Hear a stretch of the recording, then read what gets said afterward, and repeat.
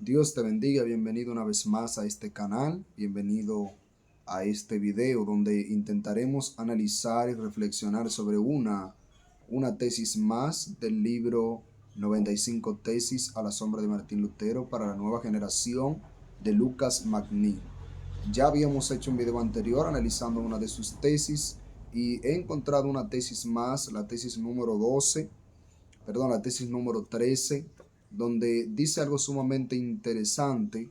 Yo también les invito a que puedan buscar su canal, lo han visto algunos en estado de WhatsApp, Lucas Magnin, en YouTube, y verlo también. Él tiene un video donde él explica su tesis. La tesis número 13, el autoritarismo es un insulto al evangelio y no debería tolerarse en ninguna iglesia.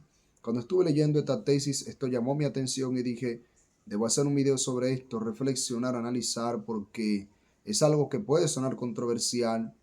Sin embargo, eso pasa porque es una cruda realidad y por lo tanto las verdades, normalmente las verdades suelen ser eh, chocantes porque precisamente son verdad y porque precisamente se refieren a cosas que están sucediendo y que no deberían estar sucediendo. Pues, ¿qué dice Lucas Magnin? Lucas Magnin aquí, como está hablando de Martín Lutero, está hablando de que Martín Lutero, que es ese reformador que clava esas 95 tesis en la iglesia de Wittenberg para denunciar y expresar el no estar de acuerdo con el estilo de la iglesia católica hasta ese momento, de sus prácticas alejadas del verdadero evangelio de nuestro Señor Jesucristo. Dice Lucas Magnin, por poco termina convirtiéndose en aquello que él había condenado, porque era un déspota y autoritario. Martín Lutero, como cuenta Lucas Magnin, tenía un amigo, Johannes Agrícola, a quien había encargado, quien fue un co-reformador con él, quien le acompañó y a quien le había encargado el púlpito, la iglesia, la universidad, su familia. Era un amigo íntimo de Martín Lutero y se produjo una rivalidad, por decirlo de alguna manera, entre ellos. Martín Lutero lo condena, lo aparta de manera radical, porque en un momento Johannes Agrícola pues había adquirido cierta fama en la predicación, cierto auge, y predicaba, digamos, con cierto matiz diferente a Lutero, a lo que Lutero lo acusó de que estaba predicando algo diferente a la reforma protestante, a esa reforma que ellos habían producido, y lo apartó. Sin embargo, pues, como dice Lucas Magnin, el tema era de un líder autoritario, Martín Lutero, que no toleraba el auge de uno de sus discípulos. Era una persona que creaba servidumbre y no preparaba relevos para una nueva generación. Algo me llega a la mente del doctor Joaquín Balaguer, un expresidente fenecido de nuestro país. Todo el mundo sabe que Joaquín Balaguer no dejó líder, no dejó ningún liderazgo, porque era una persona egocéntrica, era un régimen dictatorial, todo el mundo lo sabe, murieron más de 3.000 personas en los 12 años de Balaguer. Pero el punto al cual yo quiero hacer la analogía y la comparación es que Balaguer no dejó ningún líder porque precisamente Balaguer era una figura narcisista, era un tipo narcisista, egocéntrico, que todo el partido reformista giraba en torno a él. En una ocasión hace una asamblea para proponerlo a él mismo como el presidente del partido, donde había destituido al anterior, al que era el presidente del partido. Entonces, todo ese partido giraba en torno a la figura de Joaquín Balaguer. Estuvo 12 años consecutivos a base de fraude y todo era él. Lamentablemente pueden haber personas dentro de las iglesias con ciertas matices, con características parecidas a Joaquín Balaguer. Claro que sí.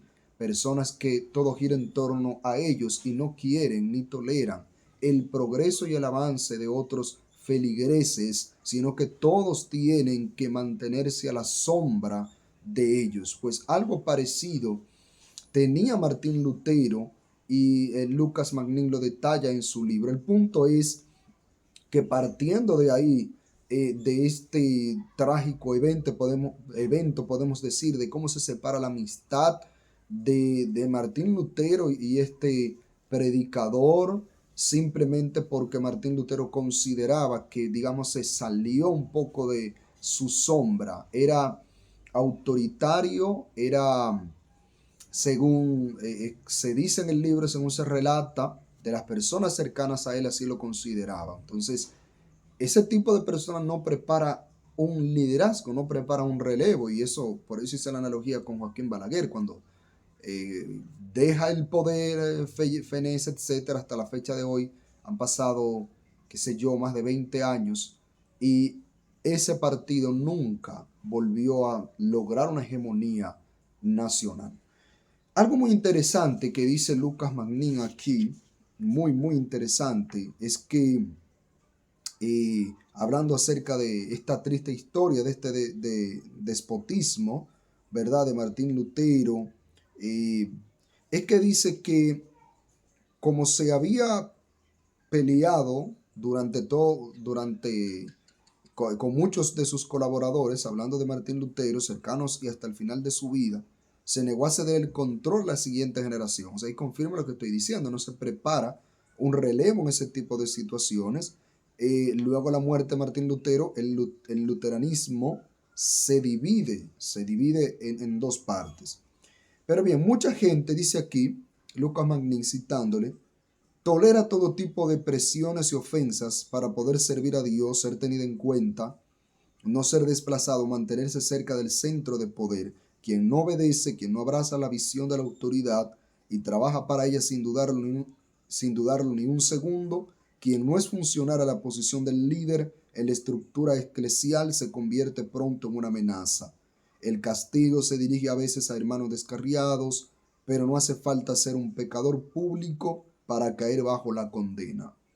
Esto es muy interesante.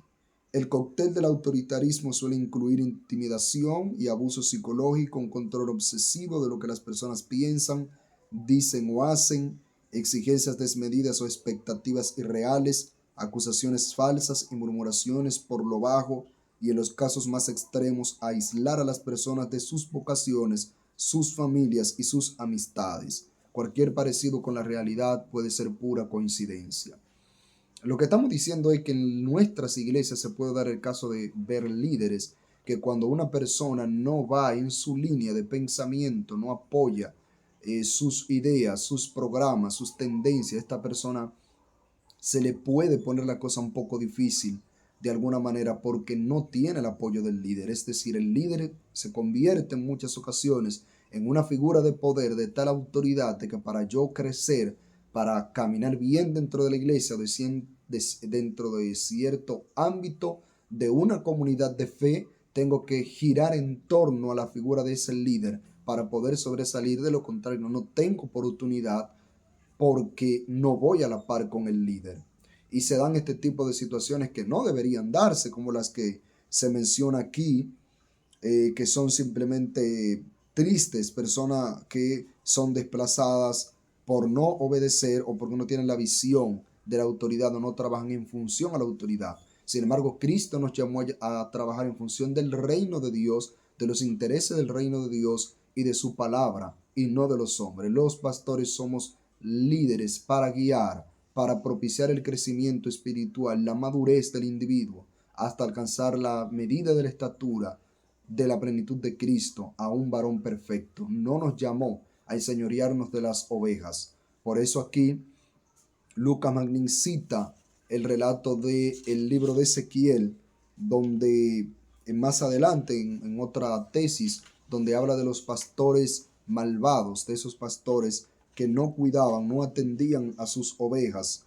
Y cita también el relato del buen pastor, de cómo Jesús dice: yo soy el buen pastor, y el buen pastor su vida da por las ovejas. Me recuerda también la palabra de Jesús cuando unos querían estar a la derecha, otro a la izquierda, que va la madre, creo que de los hijos de Zebedeo, a interceder por sus hijos, porque uno quiere sentarse a la izquierda, otro a la derecha en el reino de Dios. Y Jesús le dice algo que impacta mi vida, llama mucho mi atención, es que Jesús le dice: los reyes de esta tierra, los reyes de la tierra buscan enseñorearse de la gente, de las naciones. En pocas palabras, buscan apropiarse, enseñorearse de todas las cosas, mas no es así en el reino de Dios. En el reino de Dios las cosas no son así.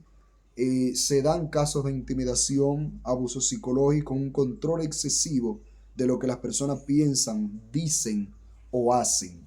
Los pastores no estamos llamados a controlarle la vida a nadie, no estamos llamados a vivir la vida de las personas. Somos personas que Dios nos llama con una visión, con un propósito, y es atalayar, podemos ver, observar, aconsejar, mediar, pero no nos llamó Dios para controlar la vida de otros, para controlar lo que hacen, lo que dicen o lo que piensan. Cada persona es libre de tener un pensamiento. Cierto está, a todo pastor y líder se le debe respeto y ciertamente es una autoridad que viene de Dios, pero una cosa es ser una autoridad de parte de Dios y otra cosa es ejercer un liderazgo autoritario, narcisista, egocéntrico.